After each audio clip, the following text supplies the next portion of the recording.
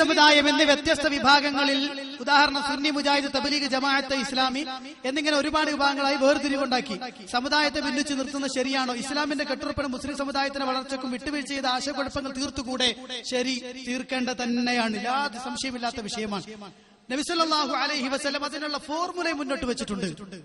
പ്രവാചകൻ സ്വല്ലല്ലാഹു അലൈഹി വസല്ലം ഖുർആൻ ഓതിയിട്ട് പറഞ്ഞു, വഅതസിമു ബിഹബിലില്ലാഹി ജമീഅൻ വലാ തഫറഖു, വഅതസിമു ബിഹബിലില്ലാഹി ജമീഅൻ വലാ തഫറഖു.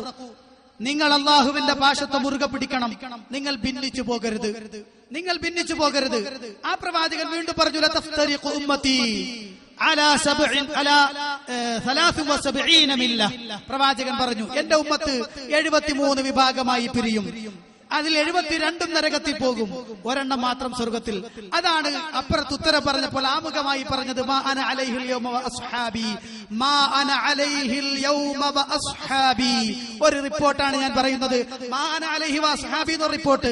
വഫീ റിവായത്തുൻ ഉഖ്റ മാ അന അലൈഹിൽ യൗമ വ അസ്ഹാബി എന്ന് തന്നെയുണ്ട്.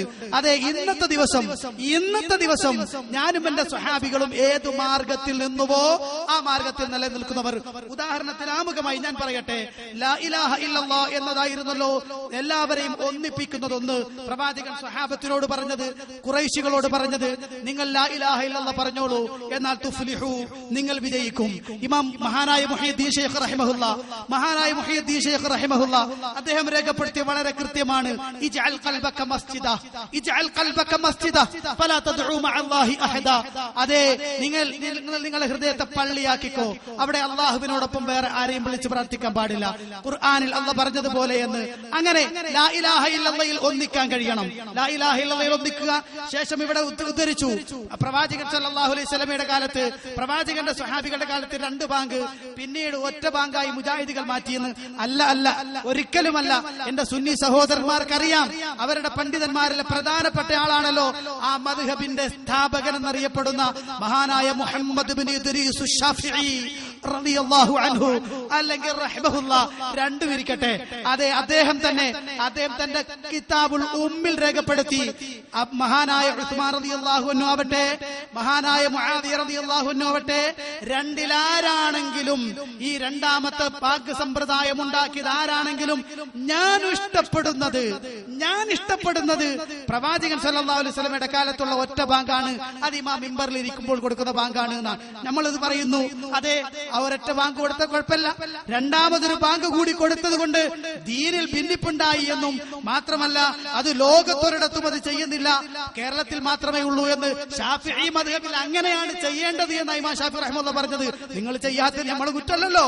ഇനി രണ്ടാമത്തേത്, സ്ത്രീകൾ പള്ളിയിൽ പോയിട്ടില്ല എന്ന് ഞാൻ പറയട്ടെ, ഹുന്ന നിസാഉൽ മുഅ്മിനാത്തി യശ്ഹദുന മഅ റസൂലില്ലാഹി സ്വല്ലല്ലാഹു അലൈഹി വസല്ലം സ്വലാത്തുൽ ഫജ്രി മുതലഫിആത്തിൻ ബിമുറൂതിഹിന്ന ثم ينقلبن الى بيوتهن حين يقضين الصلاه لا يعرفهن احد من الغلس.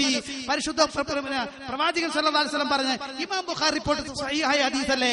ആയിഷ ബി പറയാണ്, ഞങ്ങൾ മുഅ്മിനത്തുകളായ പെണ്ണുങ്ങൾ, മറ്റൊന്നിൽ കാണാം ഹുന്ന, ഗൈബത്തിനെയാണ് പ്രയോഗിച്ചിട്ടുള്ളത്. മുഅ്മിനത്തുകളായ പെണ്ണുങ്ങൾ അവർ സുബഹി നമസ്കാരത്തിന് പള്ളിയിൽ പോയിരുന്നു, അവരുടെ മൂടുപടം അണിഞ്ഞുകൊണ്ട്.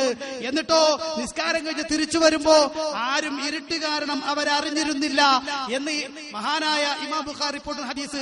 ആ ഹദീസ് വിശദീകരിച്ചുകൊണ്ട് ശാഫിഈ മദ്ഹബിലെ പ്രധാനപ്പെട്ട പണ്ഡിതൻ ഇബ്നു ഹജർ അസ്ഖലാനി റഹിമഹുല്ലാഹ് അദ്ദേഹം പറഞ്ഞു, രാത്രി പെണ്ണുങ്ങൾ പള്ളിയിൽ പോകൽ വളരെ പ്രയാസകരമാണ്. അതെ, ഫിത്ന ഉണ്ടാകാൻ സാധ്യതയുള്ള സമയമാണ്.